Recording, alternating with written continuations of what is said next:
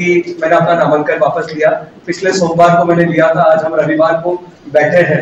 लेकिन मुझे ऐसा लगा कि कहीं ना कहीं शायद जो मेरे मन में था, जो मैं काम करने जा रहा था, उसका नैरेटिव थोड़ा सा गलत सेट किया जा रहा है। तो इसलिए मैंने अध्यक्ष जी से और कैलाश जी भाई साहब से मैंने निवेदन करा कि अगर वाकई सबके मन में सवाल है और इंदौर की जनता में अगर सवाल है, क्योंकि मुझे ऐसा लगता है कि इंदौर की जनता का आप प्रतिनिधित्व करते हैं, और अगर आप प्रतिनिधित्व करते हैं तो आपको हर चीज का, हर बात का, हर सवाल का जवाब जानना बहुत जरूरी है।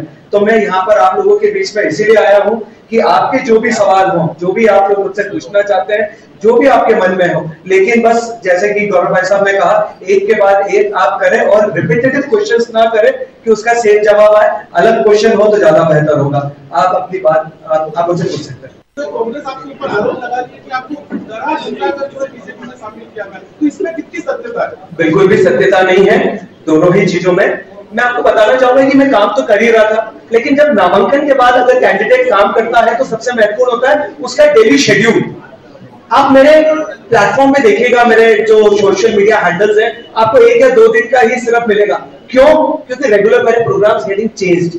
हर दिन मेरा प्रोग्राम बदल रहा था या तो कैंसिल हो जाता था। ये मेरे लिए सोचने योग्य था। आज आपको ये करना पड़ेगा कि अगर कोई कैंडिडेट को आपने खड़ा करा है, वो ताकत से अगर अपनी बात कहीं पे रख रहा है, तो एक अनुशासन होता है, एक कोऑर्डिनेशन होता है, एक सपोर्ट सिस्टम होता है। That was the missing. Finally मेरे को 29 तारीख कहते ना, एक पल आदमी पे भारी होता है। जब मैं 29 तारीख को सब्जी मंडी से निकला, उस दिन भी जो मेरे व्यक्तिगत टीम के लोग थे वो वहां पर थे और पार्टी के लोग नदारत थे, और मैं वहां से निकला और मुझे लगा कि नहीं, मैं अगर मेरे लोगों से, आज मैं जैन समाज की बात करना चाहता हूं कि जैन समाज अगर आज अक्षय के लिए मन बना रहा था और अक्षय को वोट देने के लिए मन बना रहा था, लेकिन आज सब जनों को पता है कि जैन समाज 75 से 80% बीजेपी को सपोर्ट करता है, लेकिन वो मन बना रहा है कि वो अक्षय को वोट देना चाहता है, अक्षय के लिए काम कर रहा है, अक्षय के लिए व्यक्तिगत काम करना चाह रहा था। आप एक बात बताइए, अगर कोई व्यक्तिगत अगर अक्षय को सपोर्ट करना चाहता है और अगर इस तरह का सिनेरियो लगातार चलता और मैं चुनाव के बाद जाता, तो उनको ऐसा लगता है कि हम ठगा गए, हमारा वोट भी ले लिया और इस बच्चे ने काम भी नहीं किया। इसलिए ये डिसीजन पहले और एक समय पर लेना ज्यादा जरूरी था। महेश, जब मैं इंदौर की लोकसभा पे लड़ना चाह रहा था, कितनी आम सभा एंडोर्स करी है आप सब पत्रकार बंधु को पता है, और 6 दिन में मैंने कितनी लोकसभा जाके आम सभा एंडोर्स करी है आपके सामने। तो व्यक्ति की बात करना गलत है। हाँ, हीरो होते हैं, हीरो नीति से होते हैं, नेतृत्व से होते हैं, और है अगर आज देश में आदरणीय मोदी जी सबके हीरो है तो है, हमारे प्रदेश में आदरणीय कैलाश जी भाई साहब हीरो है, इंदौर में गौरव भाई साहब हमारे हीरो है, इसमें कोई हमको गलत नहीं है। आप मुझसे नाम निकालने की कोशिश करेंगे, मैं बताऊंगा नहीं, उसमें कोई मतलब नहीं है बात करने का। व्यक्तिगत मुझे दिक्कत व्यक्ति से नहीं है। आज लोकसभा का चुनाव 29 में भी आएगा, आज विधानसभा का भी चुनाव आएगा। इंपॉर्टेंट है सिस्टम चलाना, इंपॉर्टेंट है सिस्टम पे बात करना, इंपॉर्टेंट है अनुशासन। तो कांग्रेस आपके ऊपर आरोप लगा रही है कि आपको डरा धमकाकर जो है बीजेपी में शामिल किया गया, तो इसमें कितनी सत्यता है? बिल्कुल भी सत्यता नहीं है दोनों ही चीजों में। मैं आपको बताना चाहूंगा कि मैं काम तो कर ही रहा था, लेकिन जब नामांकन के बाद अगर कैंडिडेट काम करता है तो सबसे महत्वपूर्ण होता है उसका डेली शेड्यूल। आप मेरे प्लेटफॉर्म पे देखिएगा, मेरे जो सोशल मीडिया हैंडल्स हैं, आपको 1 या 2 दिन का ही सिर्फ मिलेगा। क्यों? क्योंकि रेगुलर मेरे प्रोग्राम्स गेटिंग चेंज्ड। हर दिन मेरा प्रोग्राम बदल रहा था या तो कैंसिल हो जाता था। ये मेरे लिए सोचने योग्य था। आज आपको ये करना पड़ेगा कि अगर कोई कैंडिडेट को आपने खड़ा करा है, वो ताकत से अगर अपनी बात कहीं पे रख रहा है, तो एक अनुशासन होता है, एक कोऑर्डिनेशन होता है, एक सपोर्ट सिस्टम होता है। That was the missing. Finally मेरे को 29 तारीख कहते ना, एक पल आदमी पे भारी होता है। जब मैं 29 तारीख को सब्जी मंडी से निकला, उस दिन भी जो मेरे व्यक्तिगत टीम के लोग थे वो वहां पर थे और पार्टी के लोग नदारत थे, और मैं वहां से निकला और मुझे लगा कि नहीं, मैं अगर मेरे लोगों से, आज मैं जैन समाज की बात करना चाहता हूं कि जैन समाज अगर आज अक्षय के लिए मन बना रहा था और अक्षय को वोट देने के लिए मन बना रहा था, लेकिन आज सब जनों को पता है कि जैन समाज 75 से 80% बीजेपी को सपोर्ट करता है, लेकिन वो मन बना रहा है कि वो अक्षय को वोट देना चाहता है, अक्षय के लिए काम कर रहा है, अक्षय के लिए व्यक्तिगत काम करना चाह रहा था। आप एक बात बताइए, अगर कोई व्यक्तिगत अगर अक्षय को सपोर्ट करना चाहता है और अगर इस तरह का सिनेरियो लगातार चलता और मैं चुनाव के बाद जाता, तो उनको ऐसा लगता है कि हम ठगा गए, हमारा वोट भी ले लिया और इस बच्चे ने काम भी नहीं किया। इसलिए ये डिसीजन पहले और एक समय पर लेना ज्यादा जरूरी था। महेश, नामांकन वापस ले लिया, ठीक है, लेकिन आपको पार्टी में आने की जरूरत ही नहीं थी आपकी पार्टी में। मुझे ऐसा लगता है कि जो ताई है वो इंदौर की नहीं, देश की बहुत बड़ी नेता है। मैं उनकी बातों पे बात करूं, इतनी बड़ी औकात नहीं है। महंगाई, बेरोजगारी, मंगलसूत्र और सनातन, इन मुद्दों पे आप लगातार बीजेपी पर हमला कर रहे हैं। क्या अब ये आपके लिए मुद्दे हैं? ये चुनाव में अब आपके लिए मुद्दे रहेंगे? आपको एक चीज समझनी पड़ेगी, आज ये जो मुद्दे हैं इसको लड़ा कैसे जाना है। इसलिए मैंने अपनी बात करी, नीति, नेतृत्व और नेता बहुत इंपॉर्टेंट है। आज अगर मैं बात करूं, सिर्फ एक बात कर देता हूं, क्योंकि ये बात मेरी करने की थी लेकिन मैं फिर भी बात कर देता हूं। 70 साल की उम्र में जहां एक आज बेटा ये सोचता है कि मेरे घर में अगर किसी को बीमार हो जाएगा तो मैं उसका इलाज कैसे कराऊंगा, अगर अटैक आ गया तो 4 लाख का खर्चा एंजियोप्लास्टी में आता है, बाईपास में आता है, कोई सर्जरी करानी है तो कैसे कराऊंगा। अगर आप देखेंगे 2024 का बीजेपी का मैनिफेस्टो, उसके अंदर हर बुजुर्ग के लिए जो 70 साल से ऊपर है, and I think Indore Lok Sabha में 1,25,613 जो फिगर मुझे बताया गया है, इतने बुजुर्ग 70 साल से ऊपर के हैं जिनको इस आयुष्मान योजना के अंदर लाया जा रहा है, जिसके बारे में परिवार को सोचने में बात करनी पड़ती है। आज आदरणीय मोदी जी कहते हैं कि हर बुजुर्ग का 5 लाख रुपए का मेडिकल खर्चा सरकार देगी, ये बड़ी बात है। उससे ज्यादा तो आपने 6 दिन में मेरे से करवा ली, वो भी विधान चुनाव लड़े। तो ठीक है, आपकी सबसे इंपॉर्टेंट होता है कि आप अपनी बात, आपके कहते हैं आपका नेता, आपका नेतृत्व और आपकी नीति, इसकी बात लोगों के बीच में जानी चाहिए। और मैं भाग्यशाली हूं कि भैया मुझे इंदौर के बाहर भी ले जा रहे हैं और अपनी बात रखवा रहे हैं। अच्छे भाई, कांग्रेस के कार्यकर्ता आपको पैसे के लिए परेशान करते थे, हर रोज पैसे की बात करते थे, चुनाव खर्च के लिए, इस तरह की बातें सामने आई। देखिए, जब भी आप चुनाव में लड़ने जाते हो तो कार्यकर्ता को मोटिवेट करना पड़ता है, उसके एक अपने काम होते हैं। लेकिन ये कहना कि परेशान करें, इंपॉर्टेंट ये है कि आज अगर किसी का, आज मैं आपको बताऊं 24 तारीख को मैंने नामांकन भरा, 24 तारीख की शाम को मेरे पास कोई कार्यक्रम नहीं था, 25 तारीख को मैं फ्री बैठा हुआ था, 26 तारीख को मेरा जनसंपर्क कैंसिल कर दिया गया, 27 तारीख को मेरा 2 वार्ड में मेरी मीटिंग हुई, 28 तारीख को मैंने बड़ी मुश्किल से कुछ कार्यक्रम खुद ऑर्गेनाइज करे और 29 तारीख को मेरा जनसंपर्क का कार्यक्रम 28 की रात को बताया गया कि 29 का भी आपका जनसंपर्क का कार्यक्रम कैंसिल हो गया है। ये 24 से लेकर 29 तक का सिर्फ मैं 5 दिन का आपको बता रहा हूं। बहुत सारे लोग कहते हैं कि एकदम से क्या हुआ, अगर आप लोगों ने देखा होगा तो 29 की सुबह मैं सब्जी मंडी गया था, लेकिन वो मेरे कहीं भी प्रोटोकॉल में नहीं था। चूंकि 29 को मेरा जनसंपर्क कैंसिल हो गया था, तो मैंने स्वयं कि मेरा समय बर्बाद ना हो और मुझे काम करना है, तो मैं खुद स्वयं सब्जी मंडी सुबह 5:30 बजे उठकर गया और 8:30 तक मैंने जनसंपर्क करा। आज जब चुनाव में 12 दिन आपके बचते हैं और लगातार अगर आपका जनसंपर्क का कार्यक्रम कैंसिल होता जा रहा है, तो एक प्रत्याशी क्या करेगा, आप बताइए। मनोज शर्मा जी, न्यूज़ 18। मेरा सवाल ये है कि दिग्विजय सिंह आपको गद्दार कह रहे हैं और इंदौर में जनता से जैसे बात करो तो कई लोग कहते हैं रणछोड़दास निकले आप। हो गया आपका सवाल? आपका सवाल हो गया, ठीक है।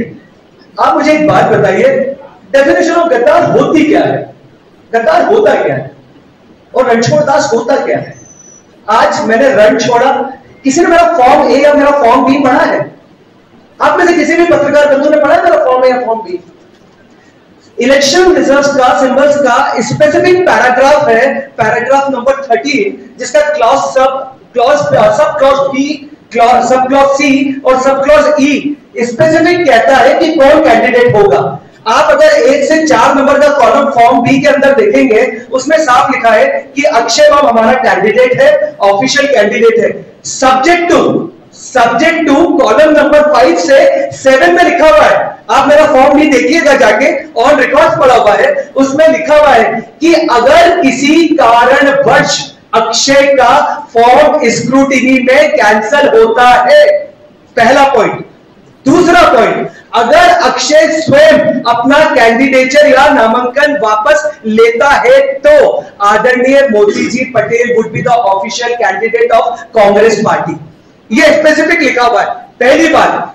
दूसरी बात, अगर मोदी भाई का अगर ये लिखा हुआ था स्पेसिफिक, पहली बात, अविश्वास मेरे ऊपर हुआ, क्योंकि जब मैंने 4 नंबर विधानसभा से टिकट मांगा था, आज आप सब पत्रकार बंधु जानते हैं कि अगर मध्य प्रदेश में बीजेपी की अगर कुछ सबसे स्ट्रॉन्ग सीटें हैं जिसमें विधानसभा 2 आती है, विधानसभा 4 आती है और भी ग्रामीणों की बहुत सारी आती है, अगर अक्षय बम 4 नंबर से टिकट मांग रहा था और अक्षय बम का टिकट नहीं हुआ और उसके बाद अक्षय बम के लोगों ने विरोध करा, आप एक बात बताइए, कोई हारने के लिए विरोध करता है क्या? कोई हारने के लिए विरोध करता है? पर मैंने संगठन खड़ा करा, मैंने वहां पे लोग खड़े करे और मैं एक लड़ाई लड़ना चाह रहा था। उसके बाद भी जब मैंने वहां पर बात करी कि जब राजा मनमानी जी का टिकट हुआ, सॉरी मैं एक स्पेसिफिक नाम ले रहा हूं, मेरी आदत नहीं है स्पेसिफिक नाम लेने की, लेकिन राजा मनमानी जी का टिकट हुआ और उस समय लग रहा था कि कहीं किसी कारणवश या लीगल फॉर्मेलिटी के चक्कर में इनका फॉर्म कैंसिल हो सकता है। तब मैंने हमारे शीर्ष नेतृत्व को रिक्वेस्ट किया था कि आप सब्स्टिट्यूशन में मेरा नाम डाल दीजिए, अगर एक का फॉर्म रिजेक्ट होता है तो कम से कम कांग्रेस का कैंडिडेट रहेगा और वो लड़ सकता है। लेकिन मेरी मेहनत करने के बाद भी वहां पे सब्स्टिट्यूशन में मेरा नाम नहीं डाला गया। लेकिन जब लोकसभा का चुनाव होता है और जब अक्षय बम पूरी ताकत से मैदान पकड़ता है, हर जगह जाके बात करता है, हर डिबेट में पार्टिसिपेट करता है और अपनी बात रखता है, उसके बाद सब्स्टिट्यूशन में किसी और का नाम होना कोई बात नहीं है। आपने सब्स्टिट्यूशन में नाम भी रख दिया, लेकिन ये तो फिर पार्टी के लोगों को देखना था कि मोदी भैया का फॉर्म 2 भरवाने थे, एक जो हमारी पार्टी है कांग्रेस पार्टी, उनसे उनका फॉर्म भरवाना था, अगर स्क्रूटिनी में मेरा अप्रूव हुआ तो उनका कैंसिल होता। लेकिन अगर वो इंडिपेंडेंट फॉर्म भरते और अक्षय ने अपना फॉर्म उठाया तो वो ऑफिशियल कैंडिडेट हो जाते। एक बात बताइए, मैंने 29 तारीख को फॉर्म कितने बजे उठाया? मैंने 29 तारीख को फॉर्म कितने बजे उठाया? लगभग 11 साढ़े 11 बजे। अरे उसके बाद भी 3.5 से 4 घंटा था। अगर आपके पास आपका ऑफिशियल कैंडिडेट होता जिसका आप फॉर्म भरवाते और वो जो कि आपने ऑलरेडी फॉर्म बी के अंदर लिखा हुआ है तो वो ऑफिशियल कैंडिडेट हो जाता, तो मैं रणछोड़ दास और गद्दार कहां से स्टाफ के कॉलेज के स्टाफ के लोगों ने आपके खिलाफ परिवाद दायर किया है। दूसरा बीजेपी नेता की सपोर्टर है कुलकर्णी नगर की एक लड़की, उन्होंने आपके खिलाफ शिकायत दर्ज कराई थी एफआईआर।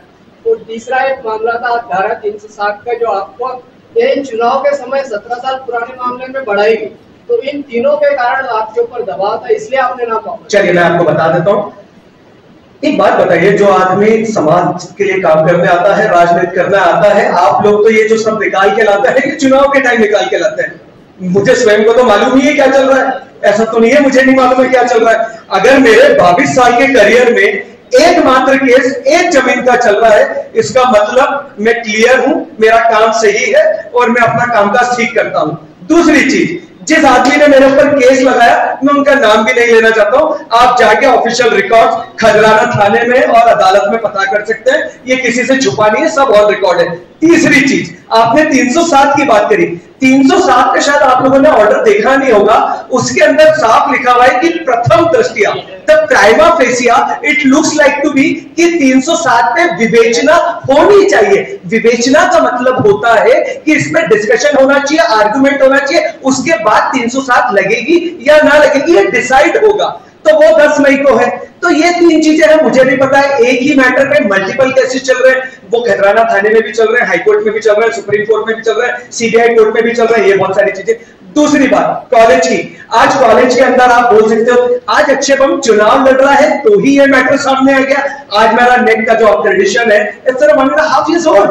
अगर आज मेरा ऑटोनॉमस का अक्रेडिशन है मोर देन 8 months old। अगर बाकी किसी को प्रॉब्लम है, मैं कहना चाहता हूं कि जिन्होंने प्रॉब्लम करी है वो खुद मेरे सारे इंस्पेक्शन में थी, उनका वीडियो क्लिपिंग अवेलेबल है आज कॉलेज के अंदर। पर क्या है, ये एक व्यक्तिगत है, क्योंकि कॉलेज मेरा एक व्यक्तिगत संस्थान है और उसके लिए राजनीतिक दलों पर प्लेटफॉर्मों पे बात करना सही नहीं। पर चूंकि आपने सवाल उठाया तो आज ये सिर्फ चुनाव के टाइम पे ये बात आई है, क्यों आई है, इसके अलावा तो कभी कोई बात नहीं है।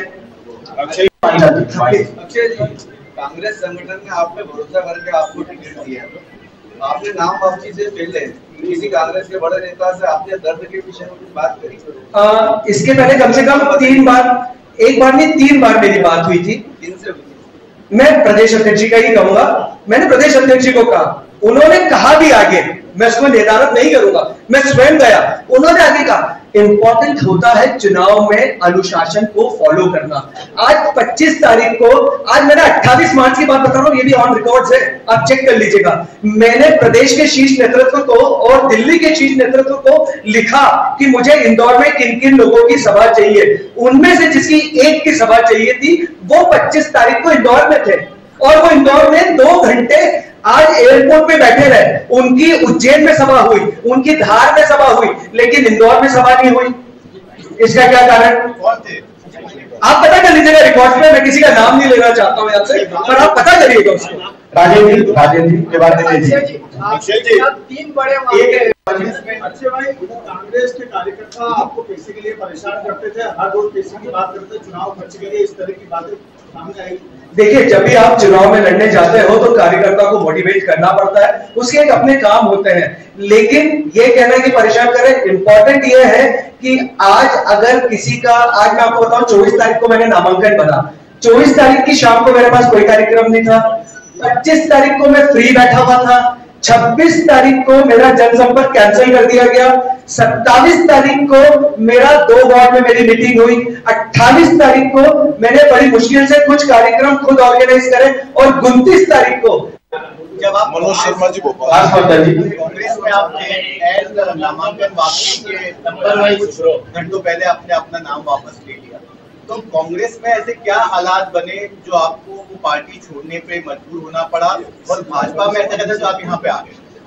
आप अगर देखेंगे कि मेरा जो टिकट डिक्लेयर हुआ था वो करीब 24 मार्च को डिक्लेयर हुआ था, 23 मार्च को डिक्लेयर हुआ था, और 24 मार्च को संडे था जब मैं पहली बार गांधी भवन में आया था और मैंने अपनी बात रखी थी। शायद उसी दिन आपको मालूम होगा कि कितने लोग वहां पर आए थे और क्या चीजें हुई थी, पर वो इतना मायने नहीं रखता है, क्योंकि आप लोकसभा का चुनाव लड़ते हैं, और लोकसभा का जो चुनाव होता है वो करीब जैसे इंदौर लोकसभा है तो 8 विधानसभा के बराबर एक लोकसभा होता है। लेकिन आप जब 2600 बूथ की बात करते हैं और 2600 बूथ पे आपको काम करना होता है, तो किसी भी आदमी के पास कोई व्यक्तिगत टीम इतनी बड़ी नहीं होती है कि पूरे 2600 बूथ पे जाके अपना काम कर सके। लोकसभा का चुनाव हमेशा नीति का होता है और पार्टी का होता है, और पार्टी के संगठन का होता है और पार्टी के कार्यकर्ता का होता है। लेकिन एक सीरीज ऑफ एक्शन चल रही थी, वो सीरीज ऑफ एक्शन ने मेरा मन पलटा कि मुझे अपना नामांकन का फॉर्म वापस उठाना चाहिए। क्या आपको मनोज शर्मा जी, न्यूज़ 18। मेरा सवाल ये है कि दिग्विजय सिंह आपको गद्दार कह रहे हैं, और इंदौर में जनता से ऐसी बात करो तो कई लोग कहते हैं रणछोड़दास निकले आप। हो गया आपका सवाल? आपका सवाल हो गया, ठीक है।